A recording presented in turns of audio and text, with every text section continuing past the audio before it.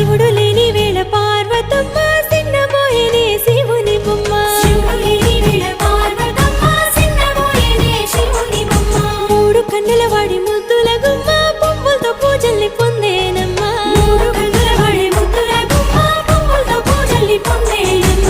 గౌరమ్మే బతుకమ్మై